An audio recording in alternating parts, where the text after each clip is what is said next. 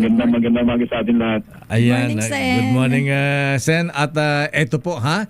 Ano ba ang pinagtapusan sa hearing kahapon? Na ayan, itutuloy po ba? Tatapusin ba ang budget hearing o magkakaroon po ng reenacted budget, sir? Ang talagang best effort, at ito yung nagkukusuli ka kami kahapon, kaya naantala sila sa pagpunta doon sa BICAM. Dahil nga, siyempre, kailangan ni Senator Win magkaroon ng marching orders from the whole Senate. Kasi hindi naman sila, while sila yung representative namin doon, pero pag kami mga contentious issues, hindi sila nag-decide kagad. Kinukonsultan nila kay Senate President Soto, sa amin lahat. Ano ba yung nakita nyo? May mga insertions nga ba? Ayan, may mga kinukwestiyon kayong budget, Senator Ping, sir, na pinaglalaban naman ng, halimbawa sa DPWH, abay ipinipilit ni Secretary Binsa Dizon na maapurbahan po yung 45 billion pa rin. Medyo na-resolve na yan. Yung special provision lang para sa safeguards ang pinaplansya namin. Kasi kaya naman nagkaroon ng deadlock doon dahil nung humarap siya doon sa bicameral conference, tinuturo niya yung Senate na nagkamali sa computation na hindi naman namin matanggap kasi kaya lang naman kami nagbawas. Sila yung may announcement, silang dalawa ni Pangulo, na overprice yung mga materyales, kailangan mag-adjust ng bawasan ng 25%. So ganun talagang ginawa namin dahil sa tingin namin, tama yung sinasabi nila. Pero nang bandang huli, sinasabi niya, hindi, mali, ibalik yung 45 billion kasi mali ang computation ninyo. Yun ang hindi namin matanggap kasi even bago mag-BICAM, pinag-usapan na namin sa caucus kasi may mga counterpart kami sa House. Umaapila na noon pa na bawasan yung cut. Sabi namin, saan tayo lalagay dito? Nag-announce ang Pangulo, nag-announce si Secretary Dizon na kailangan mabawasan ng 25%. Pag tayo nagtaas nito, may tama tayo rito dahil parang kinontra natin yung computation ng DPWH at may mga interest tayo kaya natin binawasan yung cut. So nandun kami sa punto na yun. Kahapon naman, nung isang araw, na-resolve yun kasi inamin naman ni Secretary Vince Dizon na sila yung nagkamali sa computation. Huwag ipasa ang sisi sa inyo, sila ang nag-submit. Oo, sila. At saka talagang paulit-ulit pa, emphatic sila doon sa media na sinasabi, kailangan mabawasan ng 25%. So 25% po apat ako, nasa mga 54 billion. So ngayon, ang pag-uusapan niya yung 45. Ang amin na lang pag-uusapan sa Senado, lagyan na lang natin ng safeguards. Like, for example, si Senator Wing Gatchalian, sinabi niya, sige, oversight, monthly, patawag natin yung ahensya, pa-explain natin yung takbo ng mga proyekto. Tapos, kailangan talaga merong grid coordinates, tukoy kung saan, hindi tulad sa flood control.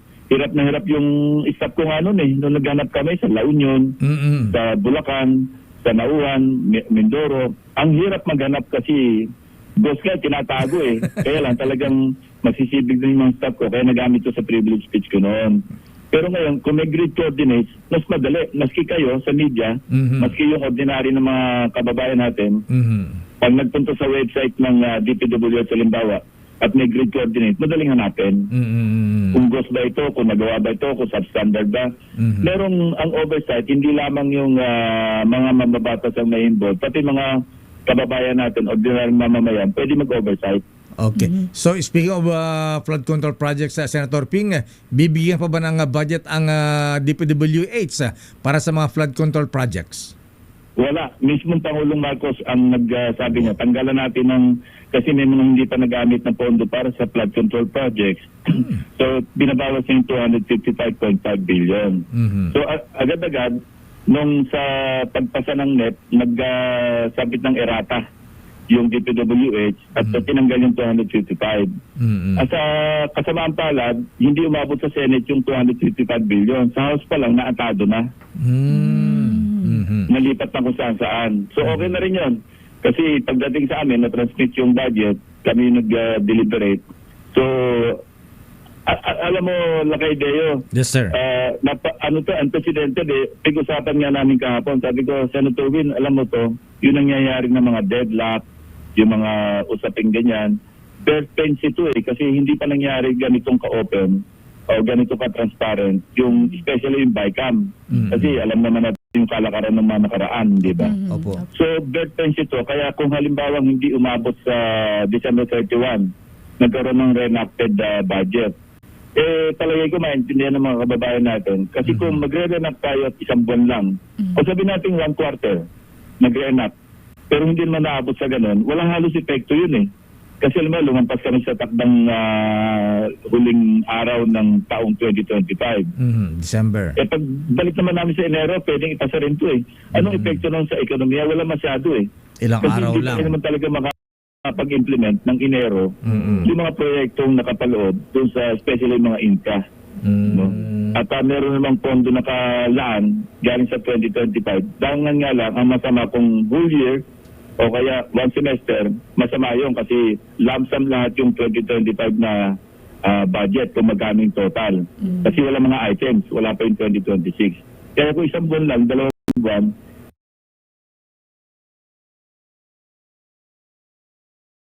I don't think makaka-epekto ng adversely sa ekonomiya natin kung ganun lang ang tig-uusapan. Senator Ping, medyo critical po yung stage ng pag-aproba kasi final na version na to pag nasa BICAM. Pero may mga programa po bang nadagdagan o nabawasan ng pondo nang walang malinaw na paliwanag at ano pong mga ahensya o sektor yung naapektuhan po rito or maapektuhan Farm if to ever? market. Ayan, farm to market roads. Yung favorite namin yan nila Kaysen eh. Ang laki ng laktaw ng lukso, no? Wow. 16 billion sa Senate, tapos biglang naging 33. Wow, So, doble. naman siyempre niya na Senator Kiko kasi siya naman yung charge sa Agriculture Subcommittee, ano?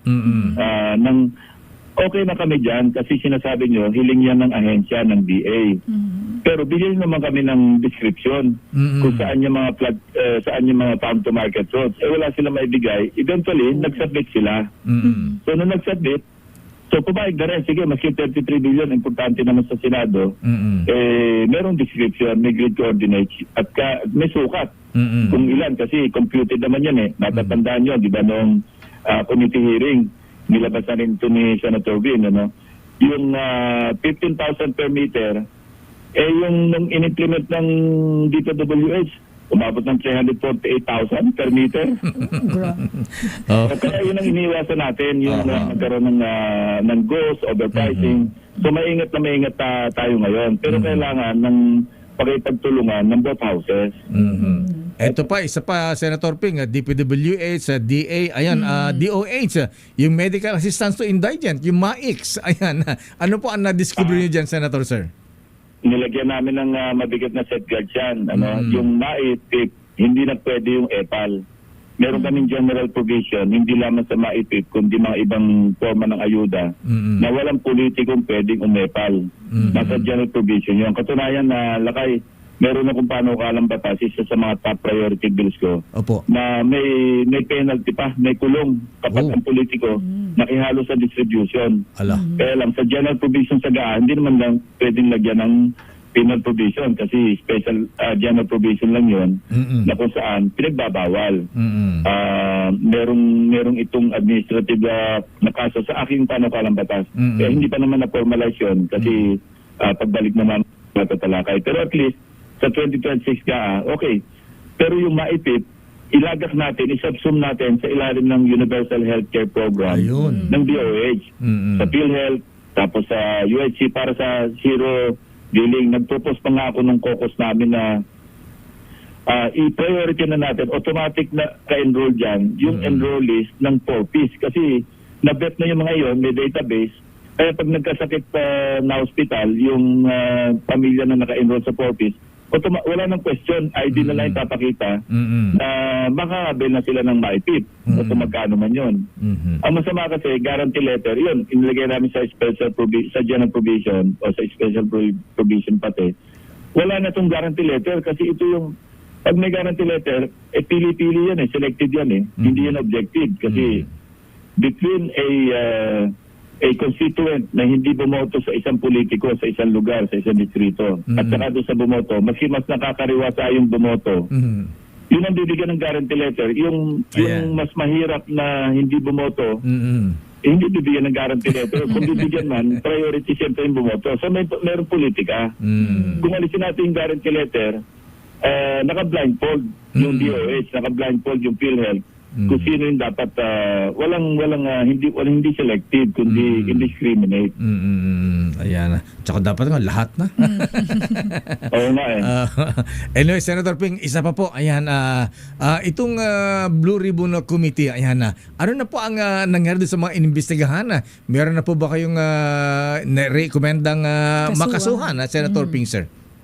Siguradong meron. Pero yung ibang, kasi initially nakapag-submitin na rin kami ng mga ebidensya sa ICI, sa DOJ, pati sa Ombudsman. No? Yung iba naman, tulad sa Nauhan, Oriental Mindoro, nakapalaman naman yun sa aking privilege speech. So lahat ng mga dokumento, lahat ng materialis doon na meron na value, no, pwedeng maging admissible as evidence, nakapalag na doon, nauna na yun. Kaya nga may nakapagpal na rin ng kaso, I'd like to think na maski pa paano nakatulog doon. Pati sa Bulacan, di ba? Yun yung laman ng aking mga privilege speeches eh.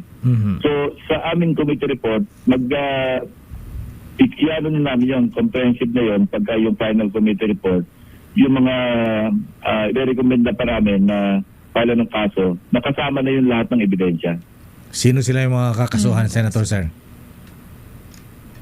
Yung mga na-take up doon sa sorry na lang kung mga kasamahan namin, pero kung nabanggit sila sa committee hearing, sa Blue Ribbon Committee hearing, talaga marirekomenda rin sila na makasuhan. Pero iba naman, mukhang sa statement ni Ombudsman Remulla,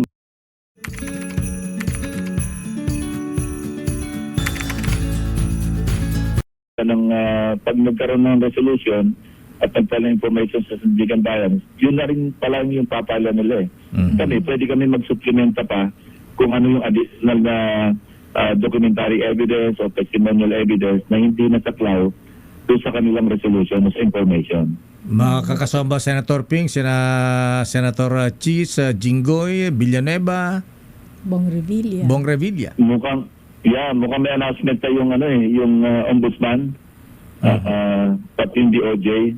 Kasi magkahiwalay yun pagka yung malversation through falsification, sa RTC ang bagsak ng DOJ mag-profile. Although deputized naman ng ombudsman yung DOJ, pero pagka tungkol sa Anti-Graft and Corrupt Practices Act, ang violation, siyempre ombudsman ang mag-profile.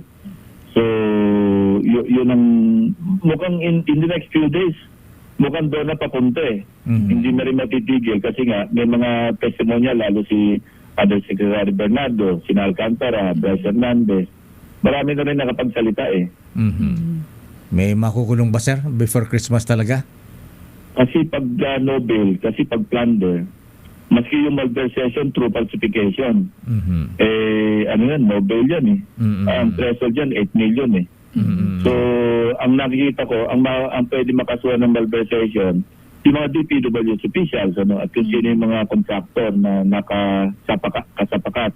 Pero mambabatas, sa tingin ko lang ito, bilang isang layman, baka hindi masaklaw ng malversation through falsification kasi wala silang directamenting participation doon sa pag-falsify ng mga dokumento. Trabaho yun ng mga DPWH na alam mo, kulang-kulang yung pirma, di ba? Nabanggit ko sa privilege speech ko. Kulang-kulang pirma, nirelease ng pondo. Kasi iba, pinalsta yung signature. Tapos hindi tapos yung proyekto, sinadkita na tapos. Yun ang falsification. So wala namang role ang mambabatas. Ang nagiging kaso ng mga mambabatas, yung medyo daming statement na nag-deliver ng komisyon, pinanggap ng kung sino, at depende na, bahala na yung ombudsman sa DOJ na idugtong-dugtong yung testimonial evidence, pati yung mga dokumento, yung items na nakalista doon sa sinasabing proyekto nila, yun yung magko-compose ng mga ebidensya para sa kanilang kaso. So yung mga mambabatas sa maaring plunder, sa kanila, sir, hindi graft, hindi malversation. Hindi, magkaiwalay na. Pwede mapala ng plunder, pwede rin mapala ng sa anti-graft. Kasi ibang kaso naman yun. Although nag-emanate sa the same act or acts, pero magkaibang kaso yun. Pwedeng simultaneously, merong graft cases, meron din plunder case. At sinasabi ko lang, yung sa malversation, baka mahirap mahagip yung mga mambabatas kasi wala naman silang participation. Hindi nila para pakialaman pa yung pagpapalsify ng mga dokumento para ma-declare na kompleto yung proyekto. So baka hindi sila mahagip doon sa malversation. Pahabol lang sa akin, Senator Ping, kumusta po yung mga bakasyonista dyan sa Senado? Ano yan? yung tatlong bakasyonista natin dyan. Ay, tatlo ba sila? Apat. 5 yata. Yung mga borders sa Senado, mga borders sir. natin dyan, Sen. Hindi na ba sila makakalabas Hindi na ngayong ba Pasko? makakalabas? Nandiyan pa sila. Kasi ang susundin namin dito yung leading case sa Supreme Court, yung Balag case. Kasi dati forever pwedeng ma-detain, pero nilimit na ng Korte Suprema yung power na mag-contempt at saka mag-detain. Kapag natapos na yung synergy adjournment na kami, wala nang matwid pa, wala nang karapatan yung Senado o yung Kongreso na mag-detain. At pagka yung committee report na isumite na-adapt na ito sa plenaryo, kailangan release na namin. Sa ngayon, wala pa naman kaming committee report na na-adapt. So patuloy sila na nakakulong dyan sa Senado. So kahit Kung mapapalang information, pagkaroon ng order yung korte na ilipat sila sa city jail man o kung saan mang jail, susunod kami doon, taturn over na namin sa kanila yung custody. Anong balita kay Senator Bato, sir? Nagparamdam na ba? Hindi pa ulit eh. Kaya nagparamdam lang siya sa chat group namin na nagsabi lang na baka pwedeng wag payagan na mag-testify si Saldico via Zoom. Sabi niya baka propagandahin tayo niya kung sino-sino ituro. Hindi naman natin makontent. At saka hindi under oath. Sabi ko tama naman siya. Yun. Naku, Senator Ping, gagayahin daw po kayo. Ay, nalampasan pa raw yung record.